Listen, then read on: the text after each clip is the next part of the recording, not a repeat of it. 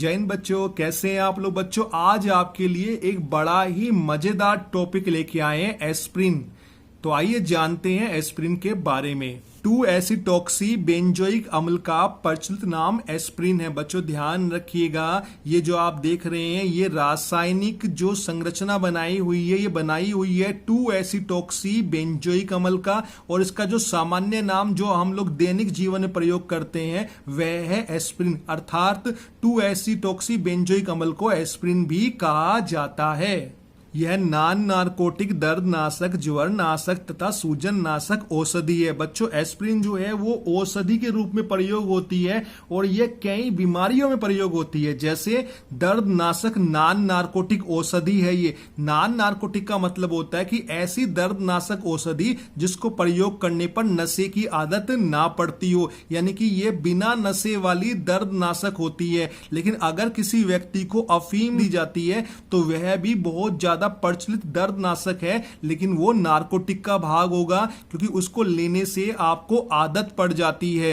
तो यहां पे ये क्या बोलेंगे, तो उसको बोलेंगे कि जो हमारी एस्प्रिन है वह बिना नशे वाली दर्द नाशक औषधि है, ज्वर नाशक है, बुखार में काम आती है। आपको बुखार हुआ है तो आप एस्प्रिन ले लीजिए, आपकी बॉडी का जो टेम्परेचर है वो कम हो जाएगा, बुखार कम हो जाएगा। और सूजन नाशक औषधि भी है। अगर शरीर में कहीं पर किसी इन्फेक्शन से या कोई आपको चोट लग गई है तो उस सूजन को भी, चाहे वो भीतरी हो या बाहरी हो, उस सूजन का भी ये कम करती है। यह हृदय आघात रोगियों के रक्त को पतला करने के लिए प्रयोग में लाई जाती है। बच्चों आप जानते हैं जिनको हार्ट की दिक्कत होती है, दिल के जो मरीज होते हैं, अक्सर उनकी जो नलियां होती हैं, खून की नलियां, उनमें वसा जम जाती है, फैट जम जाता है, कोलेस्ट्रॉल जम जाता है, जिससे दिल पे खून को भेजने के लिए ज्यादा अतिरिक्त दबाव पड़ता है। उस दबाव को कम करने के लिए एस्प्रिन दी जाती है क्योंकि यह खून को पतला कर देती है और जो नलियां सिकुड़ गई हैं वसा जमने के कारण उनमें भी खून सरलता से प्रवाहित हो जाता है और हार्ट अटैक आने के जो अवसर होते हैं, चांस होते हैं, वे काफी कम हो जाते हैं। अब जानते हैं बहु उपयोगी एस्प्रिन के निर्माण की विधि का सूत्र। कैसे बनाएंगे इतने काम की दवाई को। याद रखिएगा, सैलिसिलिक अम्ल के एसिटिलीकरण द्वारा एस्प्रिन बनाया जाता है। आपको कुछ नहीं करना है, सैलिसिलिक एसिड का एसिटाइलेशन करा दीजिए और आपको प्राप्त हो जाएगी आपकी और हमारी एस्प्रिन। अब आपको दी गई अभिक्रिया के अनुसार इसकी निर्माण विधि का सूत्र मिल जाएगा, तरीका मिल जाएगा। तो आप देख सकते हैं ये हमारी जो संरचना है ये सैलिसिलिक अम्ल कहलाती है और ये जो आप संरचना देख रहे हैं ये एसिटिक एनहाइड्राइड कहलाती है। यह एसिटिलीकरण करता है, ये एसिटाइल ग्रुप प्रदान करेगा, जिसकी वजह से क्या होगा बच्चों, आप देख सकते हैं अम्ल की उपस्थिति में सैलिसिलिक अम्ल का OH ग्रुप जहां पे लगा है, इस OH समूह का एसिटाइलेशन हो जाता है। इसीलिए हम लोग इसको बोलते हैं एसिटाइलेटेड सैलिसिलिक एसिड और जिसका सामान्य नाम होता है एस्प्रिन। देखिए यहां पर होता क्या है, सामान्य समय अगर आपको समझाने की कोशिश करूं तो थोड़ा समझिएगा बच्चों। ये देखिए यहां पे मैं आपको समझाता हूं शॉर्ट में। ये देखिए ये यहाँ पे H जो है इसके साथ चला जाएगा, देखिए क्या बनेगा CH3COOH। स्पष्ट है आपको, ये बन गया हमारा। और ये जो O के साथ में बचा हुआ भाग COCH3, ये समूह जो होता है बेटा यही तो कहलाता है एसिटिल। एसिटिल कह लीजिए या एसिटाइल कह लीजिए, आपकी इच्छा है। तो मैं यहाँ पे एसिटिल लिख रहा हूं, क्लियर हुआ। तो ये समूह यहाँ पे OH के समूह में यहाँ पे जाके जुड़ जाएगा H को प्रतिस्थापित करने के बाद, और ये जो आपको कंपाउंड मिला है, यौगिक मिला है, यही है हमारा एस्प्रिन। अब लेते हैं एस्प्रिन की अभिक्रिया विधि की। जो आपने ऊपर रासायनिक समीकरण देखी थी उसमें बंध कैसे टूटते और बनते हैं। देखिएगा ये है हमारा एसिटिक एनहाइड्राइड अम्ल की उपस्थिति में विक्रिया कराते हैं। बच्चों यहां पर ऑक्सीजन के साथ में ये बॉन्ड बनेगा क्योंकि ऑक्सीजन जो है अपने पाई बॉन्ड, डबल बॉन्ड जो है वो पाई बॉन्ड कहलाता है। तो पाई बॉन्ड के इलेक्ट्रॉन जो है वो H+ के साथ बॉन्ड बनाने में प्रयोग करेगा कुछ इस तरीके से। क्या ये आपको स्पष्ट हुआ। और जब यहाँ पे बॉन्ड बन जाएगा तो बॉन्ड सिंगल रह जाएगा और ये OH के रूप में दिखाई पड़ेगा।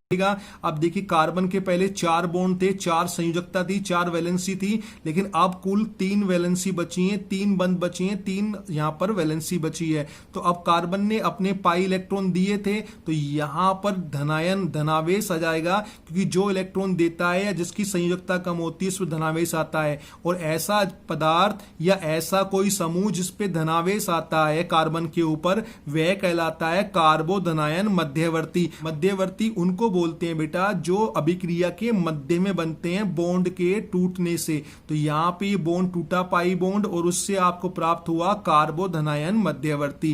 कार्बोधनायन मध्यवर्ती जो होता है वो सैलिसिलिक अम्ल के साथ क्रिया करता है। सैलिसिलिक अम्ल में जो OH ग्रुप होता है ये लुईस क्षार की तरह प्रयोग होता है, क्योंकि लुईस क्षार में आप जानते हैं इलेक्ट्रॉन देने वाली जो जाति होती है वह कहलाती है हमारी लुईस क्षार। तो OH समूह में जो यहाँ पे आप देख रहे हैं एकांकी इलेक्ट्रॉन युग्म, ये इलेक्ट्रॉन दे देता है इस कार्बोधनायन को, यानी कि ऑक्सीजन इस कार्बोधनायन के साथ में बंध बनाएगी इलेक्ट्रॉन देने के बाद। ऑक्सीजन जो है इस कार्बन के साथ जुड़ जाएगा कुछ इस तरीके से। देखिए मैंने इसको बाकी को ऐसे ही रखा है।